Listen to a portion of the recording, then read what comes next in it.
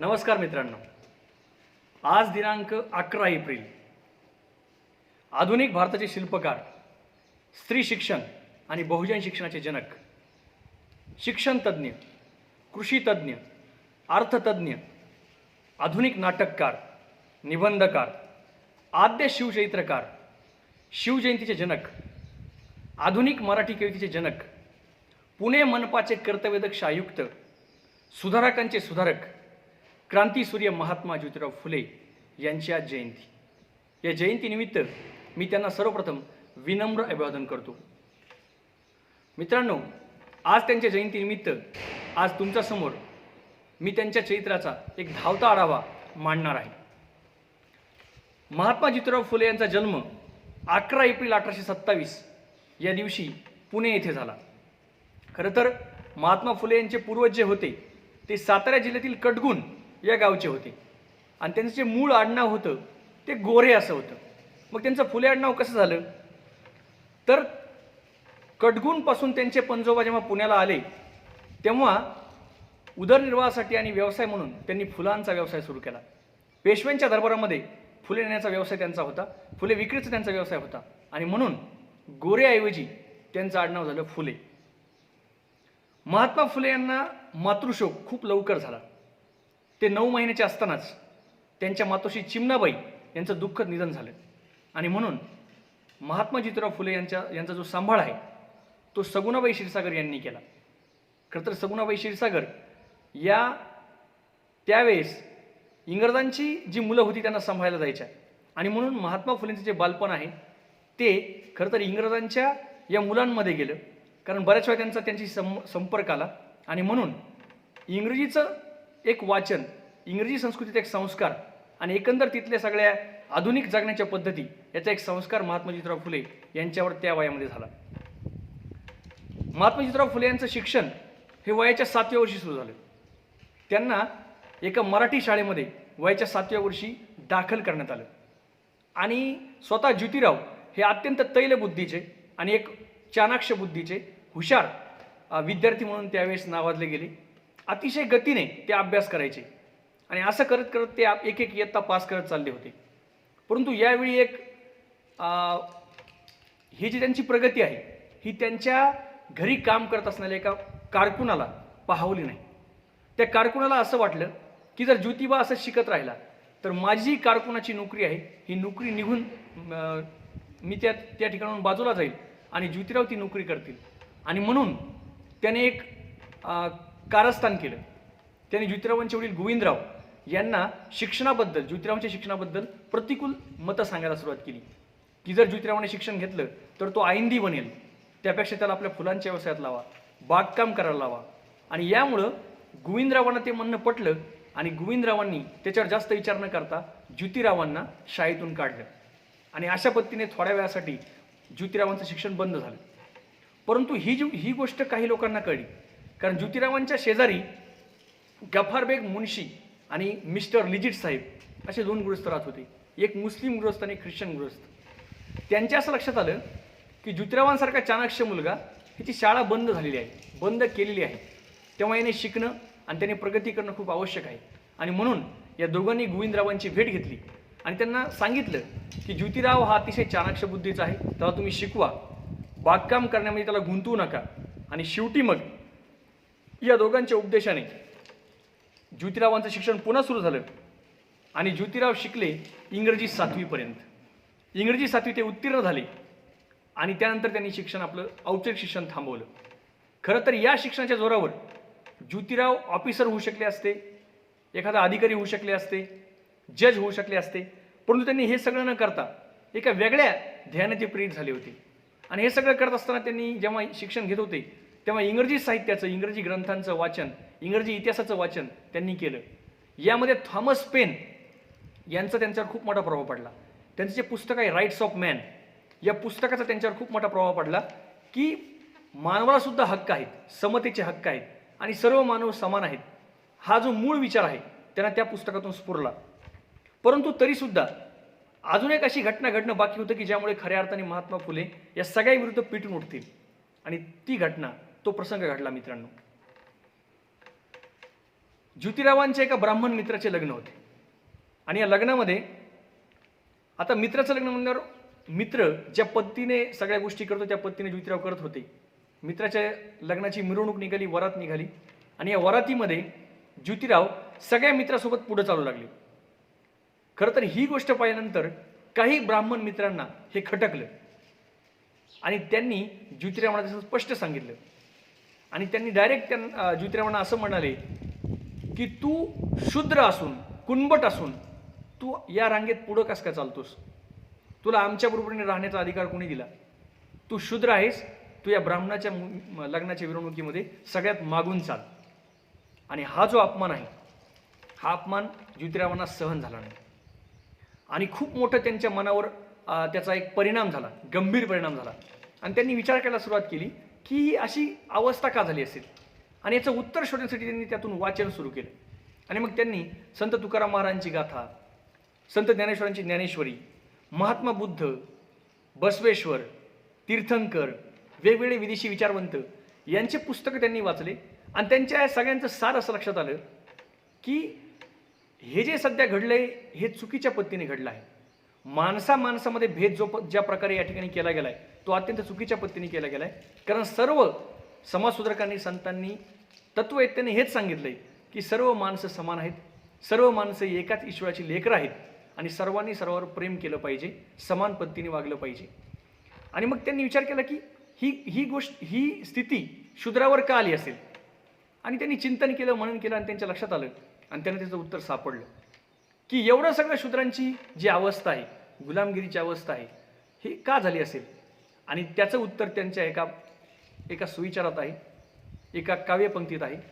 ते म्हणतात हे का घडलं तर विद्येविना मती गेली, मतीविना नीती गेली, नीतीविना गती गेली, गतीविना शूद्र खचले, गतीविना वित्त गेले, वित्ताविना शूद्र खचले, इतके अनर्थ एका अविद्येने केले.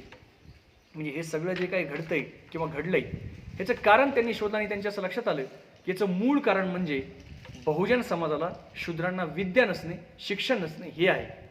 आणि त्या दिवसापासून त्यांनी ठरवलं की मी जे माझं पूर्ण जीवन आहे, माझं जे पूर्ण आयुष्य आहे ते बहुजनांच्या, अस्पृश्यांच्या उद्धारासाठी खर्च करणार.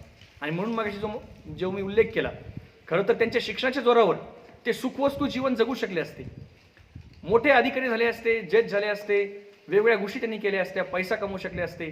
परंतु हे सगळं न करता ज्योतिरावांनी निश्चय केला की मी माझ्या बहुजन बांधवासाठी, अस्पृश्य बांधवासाठी त्या ठिकाणी माझं आयुष्य अर्पण करेल. आणि मग त्यांनी शोधलं की नेमकं कशापासून सुरुवात करावी. आणि त्यांना जे उत्तर सापडलं त्यांनी असं ठरवलं की आपण शिक्षणापासून सुरुवात करूयात, विद्येपासून सुरुवात करूयात. आणि म्हणून मित्रांनो त्यांनी एक अतिशय क्रांतिकारी घटना, भारतीय इतिहासातील अतिशय क्रांतिकारी घटना त्याला आपण म्हणता येईल की त्यांनी 1848 साली पुण्यामध्ये भिडेवाड्यात, बुधवार पेठेमध्ये पहिली मुलींची शाळा सुरू केली.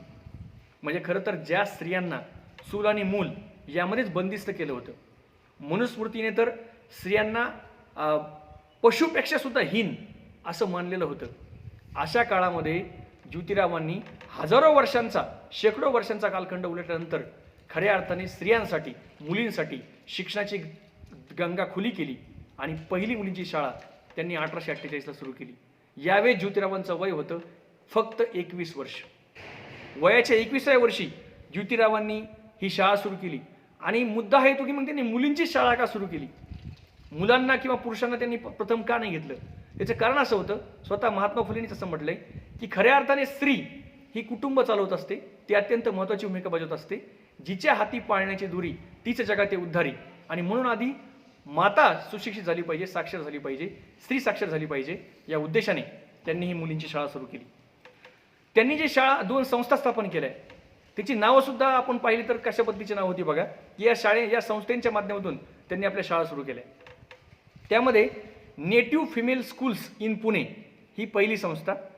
तर दुसरी जी संस्था होती the society for promoting education for Mahars, Mangs and others. म्हणजे खऱ्या अर्थाने स्त्रिया, अस्पृश्य आणि बहुजन समाज यांच्यासाठीच खऱ्या अर्थाने या 2 संस्था त्या ठिकाणी ज्योतिरावांनी उभ्या केलेल्या होत्या. पुन्हा प्रश्न आला की मुलींना शिकवायचं असेल तर मग एक स्त्रीच पाहिजे, कारण तत्कालीन समाजामध्ये एका पुरुषाने मुलींना शिकवणं तितकंसं म्हणजे पहिली गोष्ट शाळा सुरू करणं आणि शिक्षण सुरू करणं हेच जिथं धाडसाचं होतं, तिथं पुरुषाने मुलींना शिकवणं आणखीन धाडसाचं झालं असतं.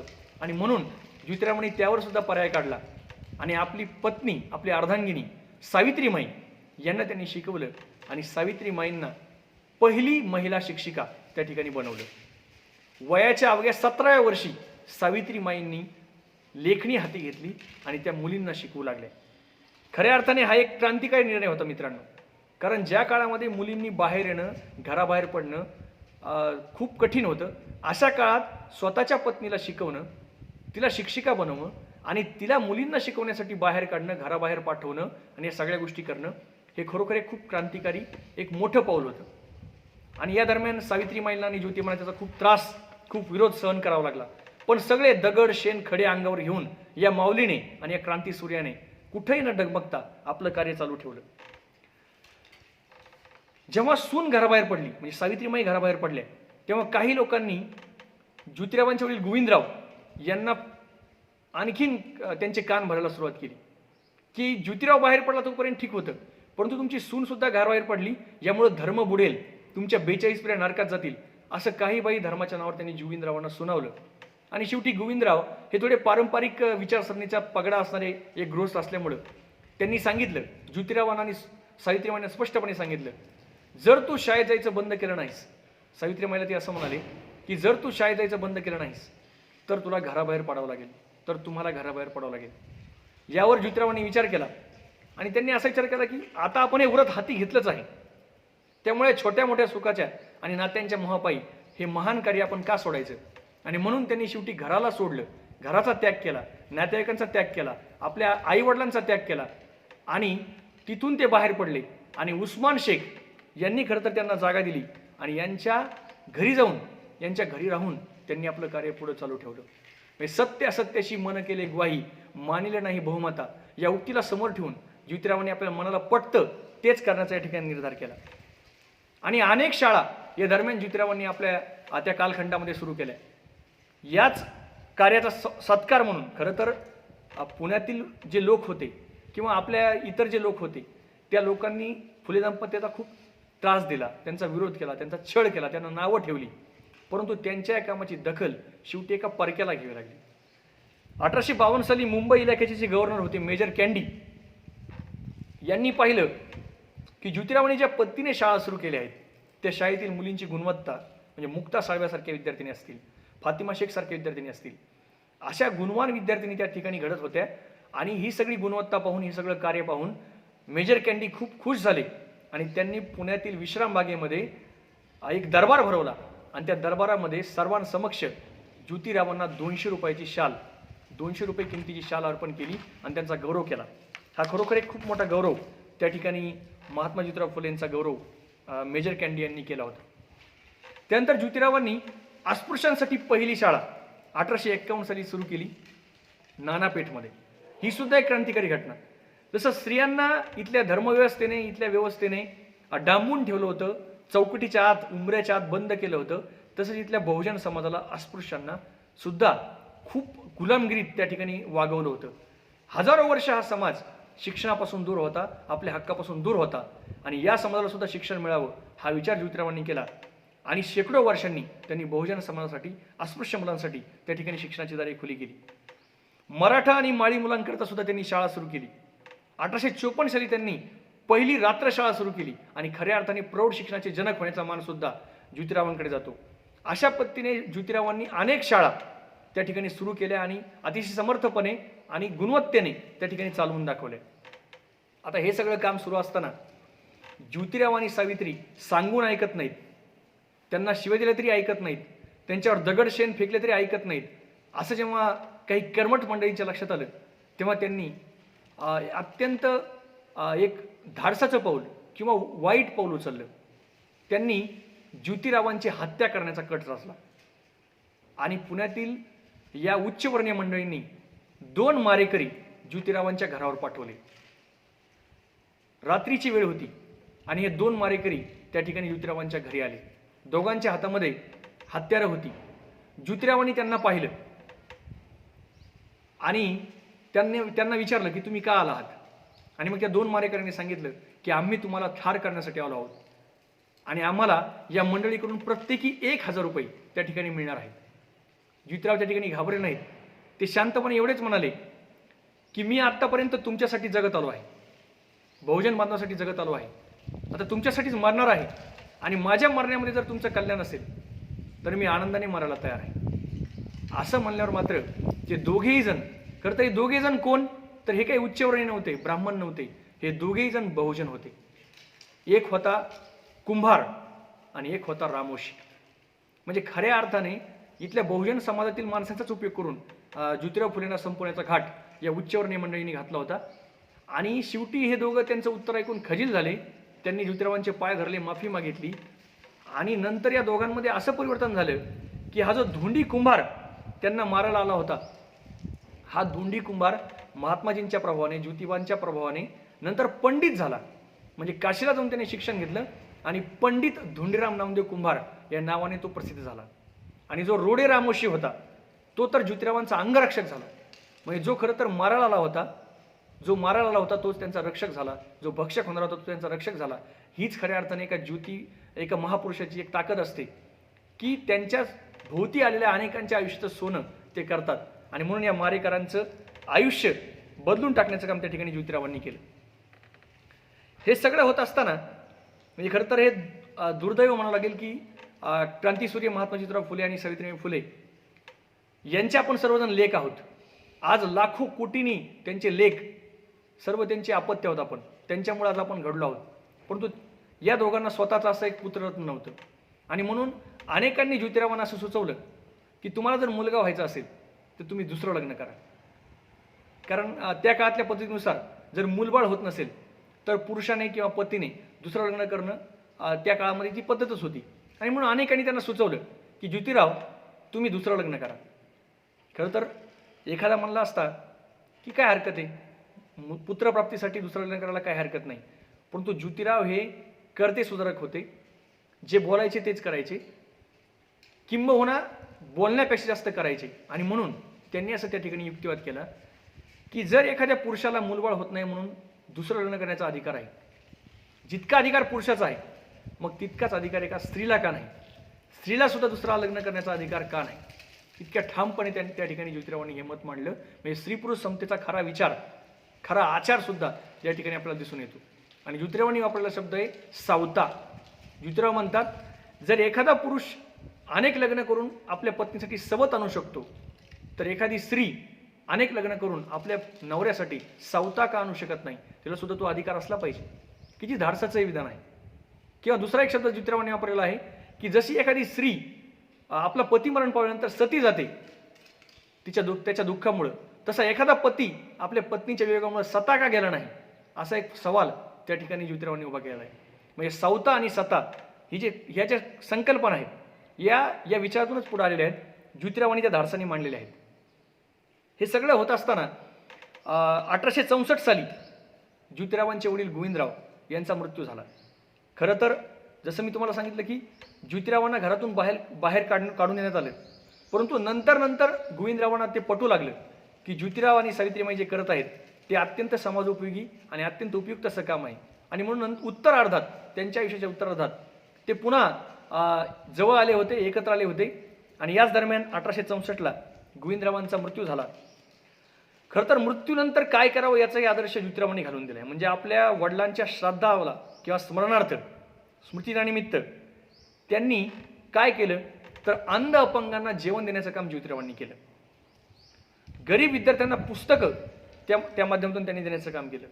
अनेकांना शिष्यवृत्ती देण्याचं काम त्यांनी केलं. म्हणजे खऱ्या अर्थाने आपल्या वडिलांचं स्मरण करताना आपण काय केलं पाहिजे याचा एक आदर्श वस्तुपाठ त्या ठिकाणी ज्योतिरावांनी घालून दिला. याच वर्षी ज्योतिरावांनी एक आणखीन महत्त्वाचं काम केलं. म्हणजे खरं तर स्त्रियांच्या विविध प्रश्नासाठी ज्योतिराव आणि सावित्रीबाई लढले. त्याचं एक शिक्षणाचं एक माध्यम आहेच. परंतु अनेक विधवा स्त्रियांचे प्रश्न ज्योतिरावांनी आणि सावित्रीबाईंनी पाहिले होते की खरोखर एका विधवेचं आयुष्य किती कष्टाचं असू शकतं. आयुष्यभर त्या विधवेने घरामध्ये कष्ट करणं, खूप हाल सोसणं, हे हाल ज्योतिरावांनी पाहिले होते, सावित्रीबाईंनी पाहिले होते.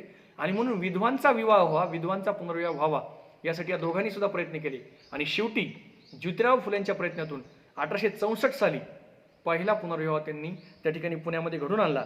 हा सुद्धा एक क्रांतिकारी विचार आणि आचार त्या ठिकाणी ज्योतिरावांनी आपल्या आयुष्यामध्ये केला. त्यानंतर आणखीन एक अत्यंत महत्त्वाची घटना ज्योतिरावांनी त्या ठिकाणी आपल्या आयुष्यामध्ये केली. म्हणजे खरं तर आज आपण म्हणतो की स्त्रीभ्रूण हत्या थांबवली पाहिजे,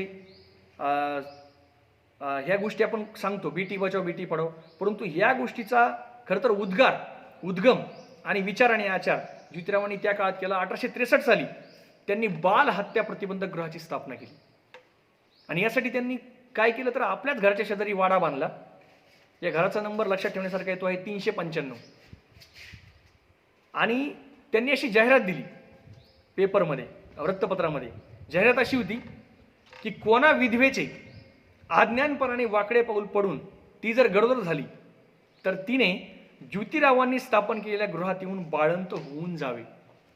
म्हणजे किती क्रांतिकारी विचार त्या ठिकाणी ज्योतिरावांनी मांडला होता की एखादी विधवा खरं तर ती एकटी असते, तिच्या एकटेपणाचा काही जण गैरफायदा घेतात आणि त्या माध्यमातून जर ती गरोदर राहिली तर मग तिच्याशिवाय जीव देण्याशिवाय पर्याय नसतो किंवा मग त्या अर्भकाची हत्या करण्याशिवाय पर्याय नसतो. आणि म्हणून ज्योतिरावांनी स्वतःच्या घरात बाल हत्या प्रतिबंधक गृह स्थापन केलं.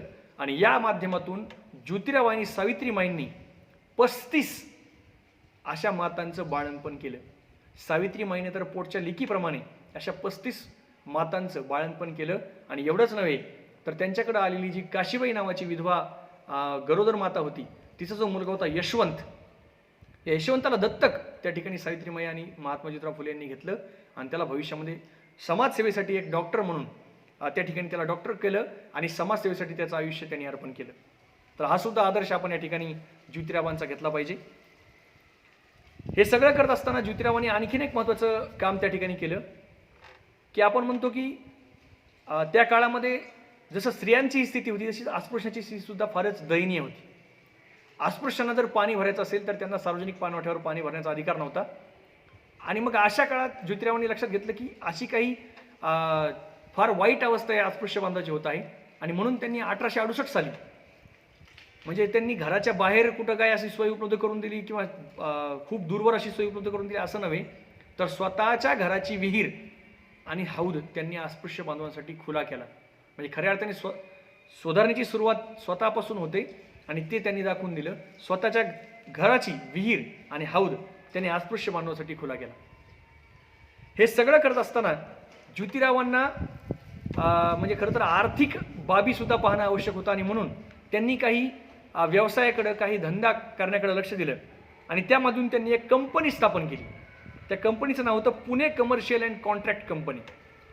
या कंपनीच्या माध्यमातून ज्योतिरावांनी जे बांधकामं होते, वेगवेगळे कॉन्ट्रॅक्ट होते पुण्याच्या आसपासच्या पंचक्रोशीतली, ती कामं घेण्यास सुरुवात केली. आणि याच माध्यमातून त्यांनी कोणकोणती कामं केली तर खडकवासला धरण जे आहे पुण्यातलं, त्याच्या कालव्याला दगड पुरवण्याचं काम त्या ठिकाणी ज्योतिरावांनी केलं. येरोडा जो पूल आहे, येरोडा पुलाला सुद्धा चुना पुरवण्याचं काम त्या ठिकाणी ज्योतिरावांनी केलं.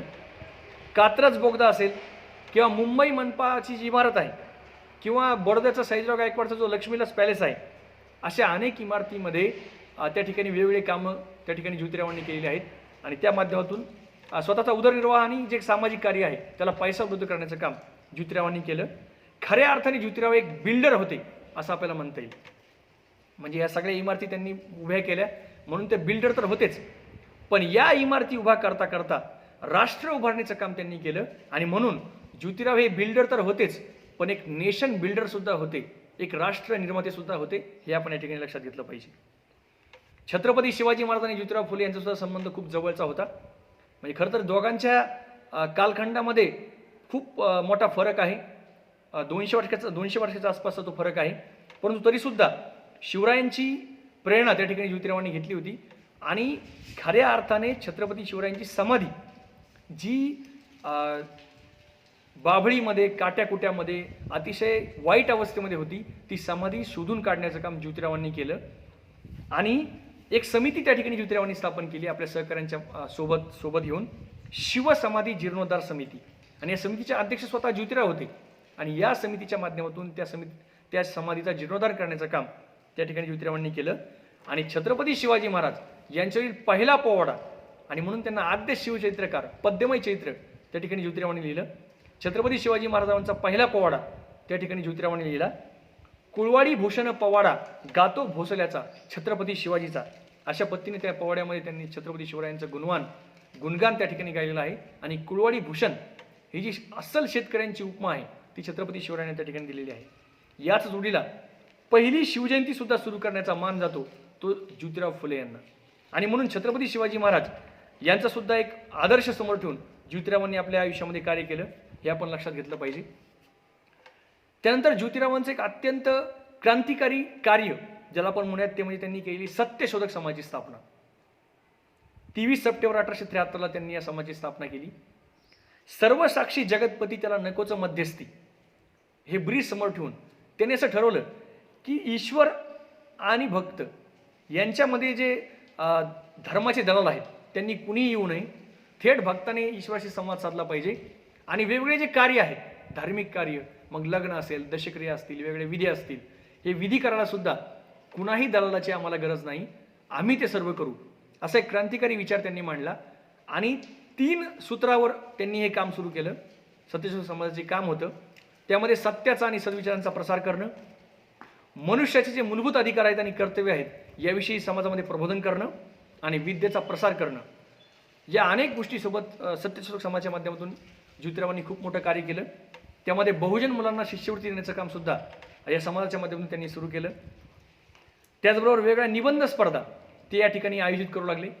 मग त्यामधले जे विषय होते, मग ते दुष्काळ निवारणाची कारणं असतील किंवा आपली शेती पद्धती आणि पाश्चात्य शेती पद्धती या संबंधीची तुलना असेल, अशा वेगवेगळ्या विचार प्रवर्तक निबंधांच्या स्पर्धा ते घेऊ लागले आणि त्या माध्यमातून सुद्धा एक विचार जागृती करू लागले. त्याचबरोबर या सत्यशोधक समाजाच्या माध्यमातून त्यांनी जे महत्त्वाचा एक अत्यंत क्रांतिकारी निर्णय जो घेतला तो म्हणजे त्यांनी पहिला सत्यशोधक विवाह घडवून आणला. हा सत्यशोधक विवाह का क्रांतिकारी? कारण या विवाहामध्ये इतर कुणीही मंगलाष्टकं न म्हणता स्वतः वधूवरांनी मंगलाष्टकं म्हणायची आणि भटजीशिवाय पुरोहितेशिवाय हे लग्न लावायचं. हा खरोखर त्या काळातला एक क्रांतिकारी निर्णय आपण म्हणूयात. आणि म्हणून सीताराम आल्हाट आणि निंबणकर, राधाबाई निंबणकर यांचा 25 डिसेंबर 1873 त्यांनी पहिला सत्यशोधक विवाह त्या ठिकाणी लावला. या ठिकाणी वधूवरांनी स्वतः मंगलाष्टकं म्हणली आणि एक त्या मंगलाष्टकाचा जो भावार्थ होता, जो सार होता, तो सुद्धा स्त्री पुरुष समतेचा आणि स्वतंत्र समता बंधुता याचाच होता. जी मंगलाष्टकं स्वतः ज्योतिरावांनी लिहिली होती, सत्यशोधक समाजाच्या कार्यकर्त्यांनी लिहिली होती, अशा अत्यंत साध्या पद्धतीने परंतु क्रांतिकारी पद्धतीने हा पहिला सत्यशोधक विवाह सुद्धा या समाजाच्या माध्यमातून ज्योतिरावांनी त्या ठिकाणी सुरू केला. याच जोडीला अत्यंत महत्त्वाचं काम ज्योतिरावांनी केलं. खरं तर आपण म्हणतो की प्रबोधनाचं काम सुरू करायचं असेल तर व्याख्याते पाहिजेत, वक्ते पाहिजेत. हे आताही आवश्यक आहे आणि त्या काळात सुद्धा ज्योतिरावांनी तेच केलं. ज्योतिरावांनी असे व्याख्याते निर्माण व्हावेत, वक्ते निर्माण व्हावेत म्हणून वक्तृत्व समारंभ त्या ठिकाणी आयोजित केले. 2-3 दिवसाचे वक्तृत्व समारंभ की ज्या माध्यमातून अनेक वक्ते त्या ठिकाणी घडतील.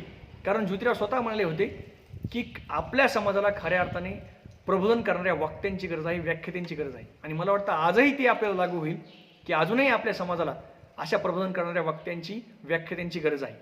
आणि यासाठी सुद्धा ज्योतिरावांनी खूप मोठे प्रयत्न केले. या सत्यशोधक समाजाचं आपण पाहिलं तर यामध्ये म्हणजे ज्योतिराव हे फक्त एका जातीच्या विरुद्ध होते असं नव्हे, त्यांचा विरोध एका वृत्तीला होता, वर्चस्ववादाला होता, शोषणाला होता. आणि म्हणून त्यांच्या सत्यशोधक समाजामध्ये वेगवेगळ्या जातीच्या स्तरामधील लोक होते.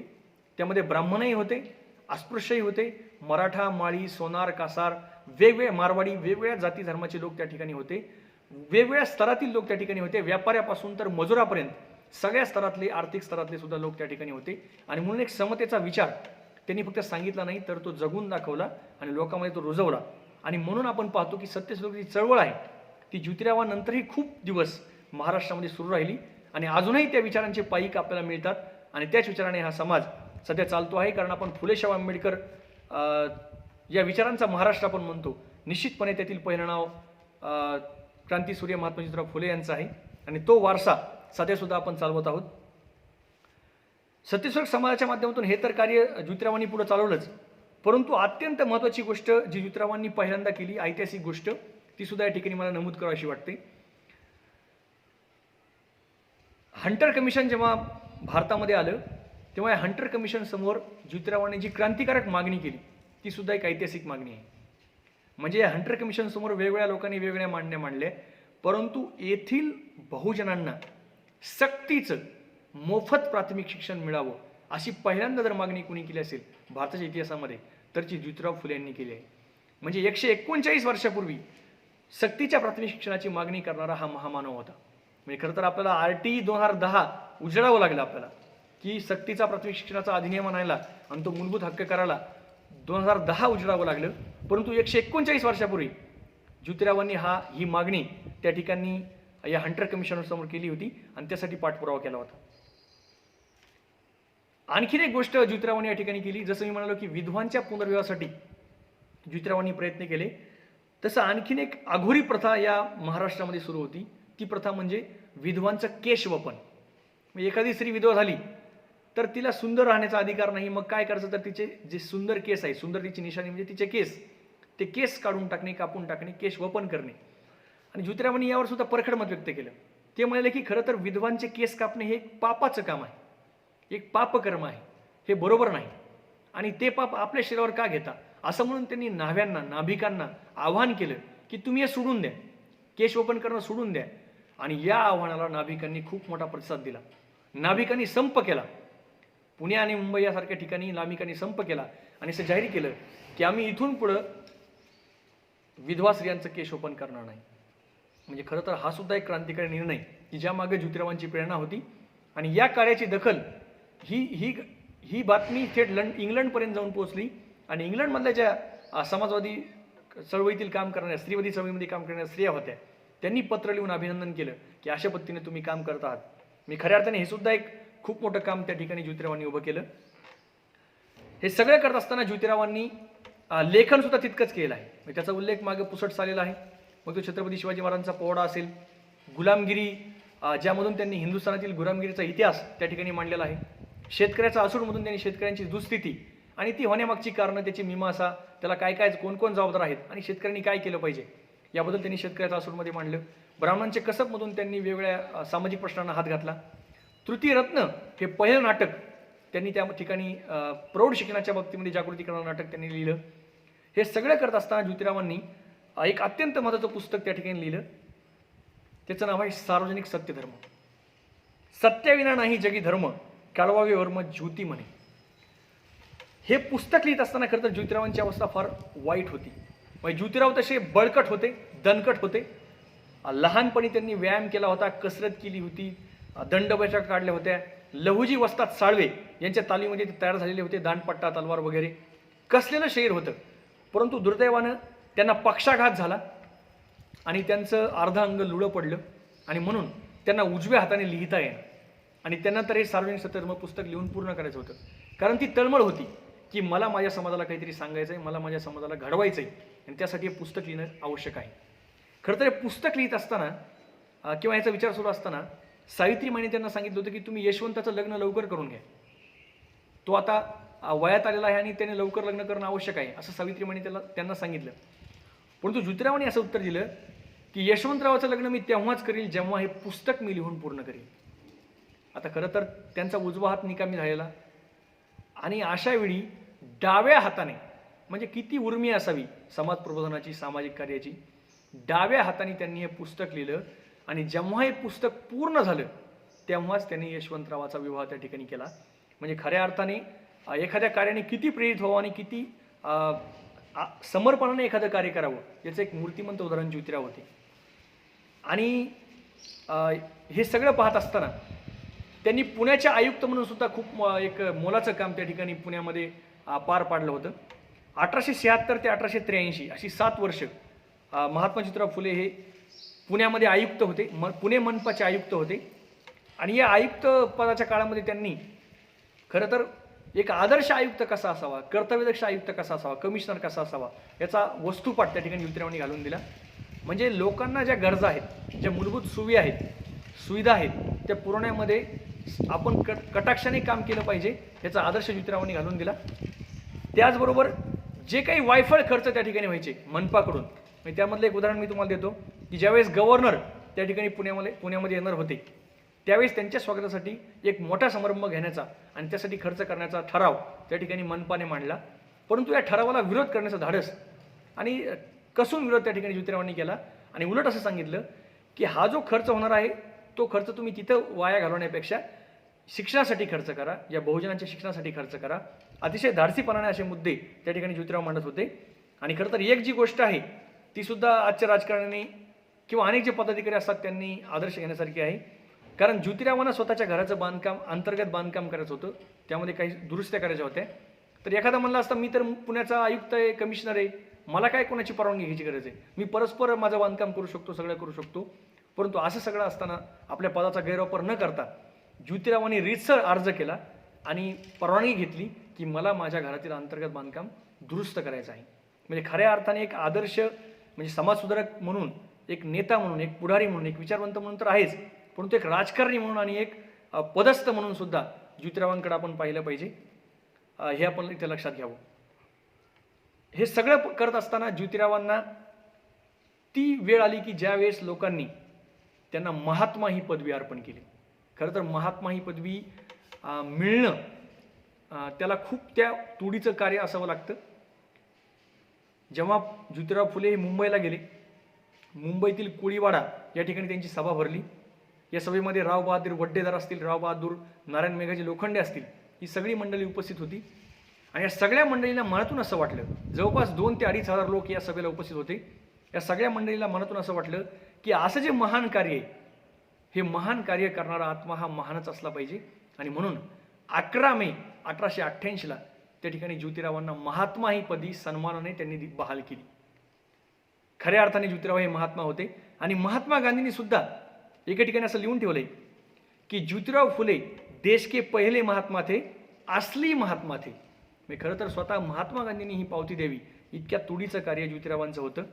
त्यामुळं जीवनाच्या असं अनेक कसोट्यावर आपलं संपूर्ण आयुष्य म्हणजे कशाचाही विचार न करता, स्वतःचा स्वार्थाचा विचार न करता, आपल्या सावित्रीमाईंना सोबत घेऊन आणि सगळ्या गोष्टींना तिलांजली देऊन, सुखसमृद्धीच्या जीवनाला तिलांजली देऊन ज्योतिरावांनी आपलं संपूर्ण आयुष्य फक्त समाजासाठी, बहुजनांसाठी, अस्पृश्यांसाठी, स्त्रियांसाठी, या सगळ्यांसाठी अर्पण केलं. खऱ्या अर्थाने ज्योतिरावांनी ही सगळ्यांसाठीच, म्हणजे तेच घडले म्हणूनच आज सगळा भारत, आणि म्हणून त्यांना आपण आधुनिक भारताचे शिल्पकार म्हणतो. खऱ्या अर्थाने महाराष्ट्राला अभिमान वाटण्याचं काम, महाराष्ट्राला घडवण्याचं काम, भारताला घडवण्याचं काम ज्योतिरावांनी आणि सावित्रीमाईंनी केलं. तर असे हे महात्मा ज्योतिराव फुले शेवटी मृत्यू कोणाला चुकला नाही. आणि म्हणून 28 नोव्हेंबर 1890 या दिवशी मध्यरात्री 12:20 ज्योतिरावांनी या जगाचा निरोप घेतला.